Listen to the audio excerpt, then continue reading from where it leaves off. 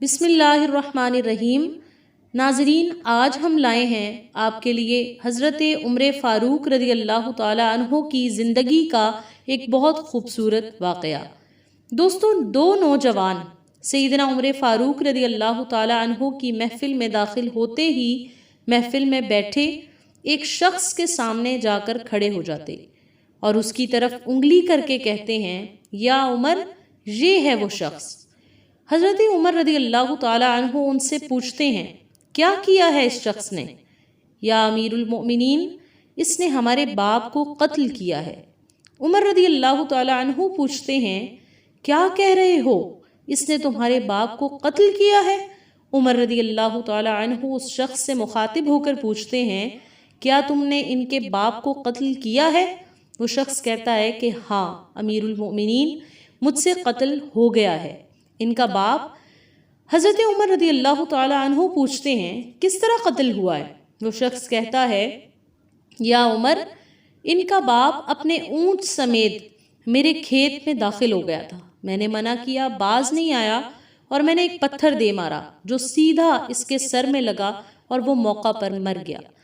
حضرت سیدنا عمر فاروق رضی اللہ تعالی عنہ کہتے ہیں کہ پھر تو قصاص دینا پڑے گا، موت ہے اس کی سزا، نہ فیصلہ لکھنے کی ضرورت، اور فیصلہ بھی ایسا اٹل ہے کہ جس پہ کسی بحث و مباحثہ کی گنجائش نہیں ہے، اور نہ ہی اس شخص سے اس کے کنبے کے بارے میں کوئی سوال کیا گیا ہے، اور نہ ہی یہ پوچھا گیا ہے کہ تعلق کس قدر شریف خاندان سے ہے، نہ ہی یہ پوچھنے کی کوئی ضرورت ہے کہ تعلق کس معزز قبیلے سے تو نہیں ہے۔ ان سب باتوں سے بھلا عمر رضی اللہ تعالی عنہ کو کیا مطلب ہو سکتا ہے؟ کیونکہ معاملہ اللہ کے دین کا ہو تو سیدنا عمر فاروق رضی اللہ تعالی عنہ پر کوئی اثر انداز نہیں ہو سکتا، اور نہ ہی کوئی اللہ کی شریعت کی تنفیذ کے معاملے میں سیدنا عمر فاروق رضی اللہ تعالی عنہ کو روک سکتا ہے۔ حتیٰ کہ سامنے عمر کا اپنا بیٹا ہی کیوں نہ قاتل کی حیثیت سے اگر کھڑا ہو تو قصاص تو اس سے بھی لیا جائے گا۔ وہ شخص کہتا ہے کہ اے امیر المؤمنین، اس کے نام پر جس کے حکم سے یہ زمین و آسمان قائم کھڑے ہیں، مجھے صحرا میں واپس اپنے بیوی بچوں کے پاس جانے دیجیے تاکہ میں ان کو بتاؤں کہ میں قتل کر دیا جاؤں گا۔ ان کا اللہ اور میرے سوا کوئی دوسرا آسرا نہیں ہے، میں اس کے بعد ابھی واپس آ جاؤں گا۔ سیدنا عمر فاروق رضی اللہ تعالی عنہ کہتے ہیں، کون تیری ضمانت دے گا کہ تو صحرا میں جا کر واپس بھی آ جائے گا؟ مجمع پر ایک خاموشی سی چھا گئی۔ کوئی بھی تو ایسا نہیں تھا جو اس کا نام تک بھی جانتا ہو، اس کے قبیلے کو، اس کے خیمے کو یا گھر وغیرہ کے بارے میں کوئی معلومات رکھتا ہو۔ کون ضمانت دے اس کی؟ کیا یہ 10 درہم کے ادھار یا زمین کے ٹکڑے یا کسی اونٹ کے سودے کی ضمانت کا معاملہ نہیں تھا؟ ادھر تو ایک گردن کی ضمانت دینے کی بات ہے جسے تلوار سے اڑا دیا جانا مقصد تھا، اور کوئی بھی تو ایسا نہیں ہے جو اللہ کی شریعت کی تنفیذ کے معاملے پہ سیدنا عمر فاروق رضی اللہ تعالی عنہ سے اعتراض کرے۔ محفل میں موجود صحابہ پر ایک خاموشی سی چھا گئی۔ اس صورتحال سے خود سیدنا عمر فاروق رضی اللہ تعالی عنہ بھی بڑے متاثر ہیں، کیونکہ اس شخص کی حالت نے سب کو ہی حیرت میں ڈال کر رکھ دیا۔ کیا اس شخص کو واقعی قصاص کے طور پر قتل کر دیا جائے اور اس کے بچوں کو بھوکے مرنے کے لیے چھوڑ دیا جائے، اور اگر واپس نہ آیا تو مقتول کا خون رائگاں ہو جائے گا؟ خود سیدنا عمر فاروق رضی اللہ تعالی عنہ بھی سر جھکائے افسردہ بیٹھے ہیں۔ اس صورتحال پر سر اٹھا کر التجا بھری نظروں سے نوجوانوں کی طرف دیکھتے ہیں۔ معاف کر دو اس شخص کو۔ نوجوان اپنا آخری فیصلہ بغیر کسی جھجک کے سنا دیتے ہیں، نہیں امیر المومنین، جو ہمارے باپ کو قتل کرے گا اس کو کیسے چھوڑ دیں؟ یہ تو ہو ہی نہیں سکتا۔ سیدنا عمر فاروق رضی اللہ تعالی عنہ ایک بار پھر مجمع کی طرف دیکھ کر بلند آواز سے پوچھتے ہیں، اے لوگو، ہے کوئی تم میں سے جو اس کی ضمانت دے؟ سیدنا ابو ذر غفاری رضی اللہ تعالی عنہ اپنے زہد و صدق سے بھرپور بڑھاپے کے ساتھ کھڑے ہو کر کہتے ہیں کہ ہاں، میں ضمانت دیتا ہوں اس شخص کی۔ سیدنا عمر فاروق رضی اللہ تعالی عنہ کہتے ہیں، ابو ذر، اس نے قتل کیا ہے۔ ابو ذر رضی اللہ تعالی عنہ اپنا اٹل فیصلہ سناتے ہیں، چاہے قتل ہی کیوں نہ کیا ہو، میں اس کی ضمانت دیتا ہوں۔ سیدنا عمر فاروق رضی اللہ تعالی عنہ پوچھتے ہیں کہ کیا اے ابو ذر آپ جانتے ہیں اس کو؟ سیدنا ابو ذر رضی اللہ تعالی عنہ فرماتے ہیں کہ نہیں جانتا۔ عمر رضی اللہ تعالی عنہ فرماتے ہیں کہ تو پھر کس طرح ضمانت دے رہے ہو اس کی؟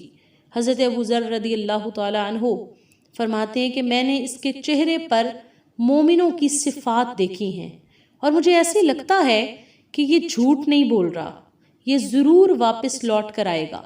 سیدنا عمر فاروق رضی اللہ تعالیٰ عنہ فرماتے ہیں کہ ابو ذر دیکھ لو، اگر یہ 3 دن میں لوٹ کر نہ آیا تو مجھے تیری جدائی کا صدمہ دیکھنا پڑے گا۔ سیدنا ابو ذر رضی اللہ تعالیٰ عنہ اپنے فیصلے پر ڈٹے ہوئے جواب دیتے ہیں، ٹھیک ہے امیر المومنین، پھر اللہ مالک ہے۔ عمر رضی اللہ تعالیٰ عنہ سے 3 دن کی مہلت پا کر وہ شخص رخصت ہو گیا، کچھ اپنی ضروری تیاریوں کے لیے، بیوی بچوں کو الوداع کہنے، اپنے بعد ان کے لیے کوئی راہ دیکھنے اور پھر اس کے بعد قصاص کی ادائیگی کے لیے قتل کیے جانے کی غرض سے لوٹ کر واپس آنے کے لیے، اور پھر 3 راتوں کے بعد سیدنا عمر فاروق رضی اللہ تعالیٰ عنہ بھلا کیسے اس امر کو بھلا پاتے؟ انہوں نے تو ایک ایک لمحہ گن کر کاٹا تھا۔ عصر کے وقت شہر میں الصلاۃ الجامع کی منادی پھر جاتی ہے، نوجوان اپنے باپ کا قصاص لینے کے لیے بے چین اور لوگوں کا مجمع اللہ کی شریعت کی تنفیذ دیکھنے کے لیے جمع ہو جاتا ہے۔ سیدنا ابو ذر غفاری رضی اللہ تعالیٰ عنہ بھی تشریف لاتے ہیں اور آ کر سیدنا عمر رضی اللہ تعالیٰ عنہ کے سامنے بیٹھ جاتے ہیں۔ سیدنا عمر فاروق رضی اللہ تعالیٰ عنہ سوال کرتے ہیں، کدھر ہے وہ آدمی؟ ابو ذر رضی اللہ تعالیٰ عنہ نے مختصر سا جواب دیا، مجھے کچھ پتہ نہیں یا امیر المؤمنین۔ سیدنا ابو ذر رضی اللہ تعالیٰ عنہ آسمان کی طرف دیکھتے ہیں جدھر سورج ڈوبنے کی جلدی میں معمول سے زیادہ تیزی کے ساتھ جاتا دکھائی دے رہا تھا۔ محفل میں ایک ہو کا عالم طاری تھا، اللہ کے سوا کوئی نہیں جانتا تھا کہ آج کیا ہونے جا رہا ہے۔ یہ سچ ہے کہ ابو ذر رضی اللہ تعالیٰ عنہ سیدنا عمر فاروق رضی اللہ تعالیٰ عنہ کے دل میں بستے ہیں۔ عمر رضی اللہ تعالیٰ عنہ سے ان کے جسم کا اگر ٹکڑا بھی مانگیں تو سیدنا عمر فاروق رضی اللہ تعالیٰ عنہ دیر نہ کریں، کاٹ کر ابو ذر رضی اللہ تعالیٰ عنہ کے حوالے کر دیں۔ لیکن ادھر معاملہ شریعت کا ہے، اللہ کے احکامات کی بجا آوری کا ہے، کوئی کھیل تماشا تو نہیں تھا۔ حالات و واقعات کے مطابق نہیں اور نہ ہی زمان و مکان کو بیچ میں لایا جانا تھا۔ قاتل نہیں آتا تو ضامن کی گردن جاتی نظر آ رہی تھی۔ مغرب سے چند لمحات پہلے وہ شخص آ جاتا ہے۔ جب وہ شخص آتا ہے تو دوستو بے ساختہ سیدنا عمر رضی اللہ تعالیٰ عنہ کے منہ سے اللہ اکبر کی صدا نکلتی ہے، ساتھ ہی مجمع میں اللہ اکبر کا ایک بھرپور نعرہ بھی بلند ہوتا ہے۔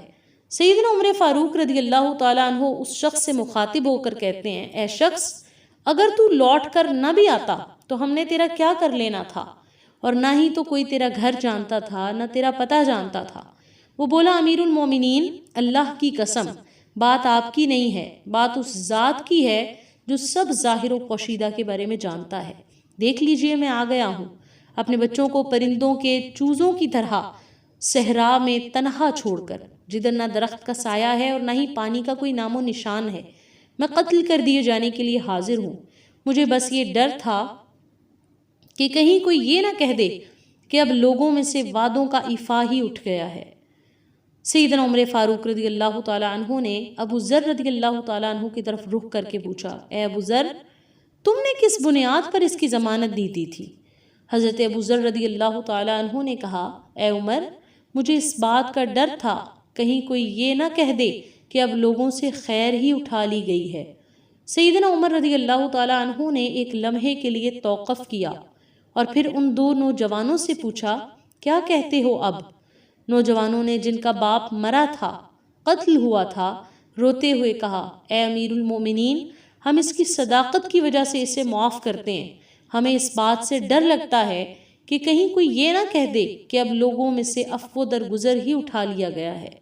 سیدنا عمر فاروق رضی اللہ تعالیٰ عنہ اللہ اکبر پکار اٹھے اور آنسو ان کی داڑھی مبارک کو تر کرتے نیچے گرنے لگے۔ فرمایا، اے نوجوانوں، تمہاری عفو درگزر پر اللہ تمہیں جزائے خیر دے۔ اے ابو ذر، اللہ تجھے اس شخص کی مصیبت میں مدد پر جزائے خیر دے، اور اے شخص اللہ تجھے اس وفائے عہد و صداقت پر جزائے خیر دے۔ اور پھر خود سے مخاطب ہو کر کہا کہ اے امیر المؤمنین، اللہ تجھے تیرے عدل اور رحم دلی پر جزائے خیر دے۔